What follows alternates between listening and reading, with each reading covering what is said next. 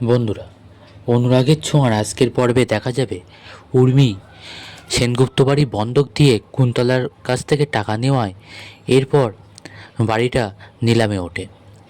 প্রথমে দেখা যায় সেনগুপ্ত বাড়িতে অনেক লোকজন ঢুকে আসে।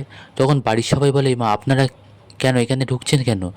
তখন তারা বলে যে আজ থেকে এ বাড়ি আর আপনাদের নয়, আপনারা এখান থেকে যান। এরপর এক এক করে জিনিসপত্র সব বাইরে বার করে। এরপর রাস্তায় সবার সামনে নিলামে বসায়। তখন উর্মি কাঁদতে থাকে, আর উর্মি বলে আমি তো অত টাকা নেইনি। তখন ওরা বলে এখন এই সব কিছুর দাম এখন 1 কোটি। তখন জয় বলে যে এই সব কিছু উর্মির জন্য হয়েছে আজ। তখন প্রবীরও বলে, ছোট বৌমা এটা তুমি কি করলে? আজ তোমার জন্য আজকে আমাদের পথে বসতে হচ্ছে। এরপর বাইরে বেরোয় আর এক এক করে সমস্ত জিনিসপত্র নিলামে তোলে। প্রথমে সোফা, যেটা 50,000 টাকায় বিক্রি করে। এরপরে ফুলদানি একে একে সব বিক্রি করতে থাকে সেনগুপ্তদের সামনেই সমস্ত জিনিস, আর সব বিক্রিও হয়ে যায়।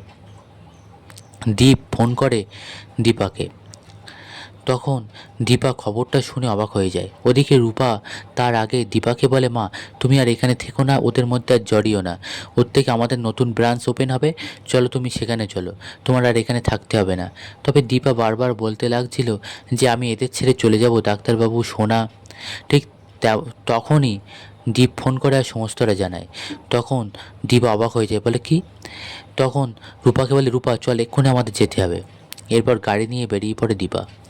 দীপা এসে সমস্তটা দেখে তো অবাক হয়ে যায় আর বলে, এই সব বন্ধ করুন আর আপনারা এক্ষুনি এখান থেকে চলে যান। তখন ওরা বলে, ম্যাডাম এইভাবে তো নিলাম বন্ধ করা যাবে না। ওই ম্যাডাম আমাদের কাছ থেকে টাকা নিয়েছে আর ওনার জন্যই আজকে নিলামে উঠেছে। তখন দীপা বলে, এই সব কিছুর দাম কত? তখন ওরা বলে 1 কোটি।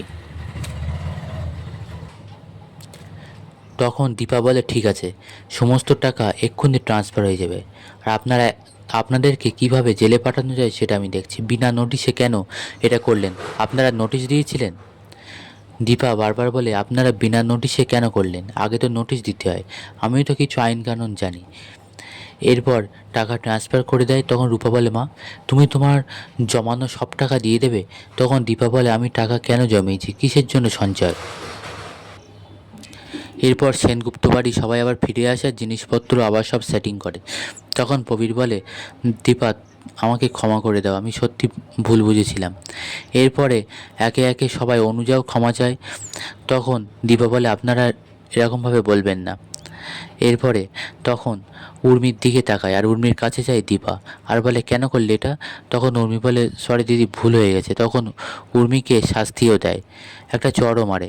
তখন উর্মি বলে, দিদি ভুল হয়ে গেছে। তখন দীপা বলে, তুই আমার সঙ্গে রেষারেষি করতে গিয়ে এটা করলি, একদম তোর উচিত হয়নি, তুই এটা ঠিক করিসনি।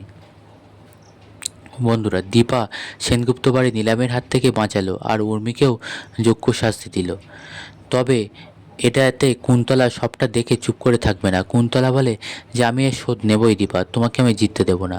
সেই সময় কুন্তলা হাজির হয়ে যায় আর বলে, দীপাকে এত সহজে বিশ্বাস করবেন না। বন্ধুরা, কুন্তলা এবার ঠিক কী ঘটাতে চললো জানতে চোখ রাখুন আমাদের চ্যানেলে।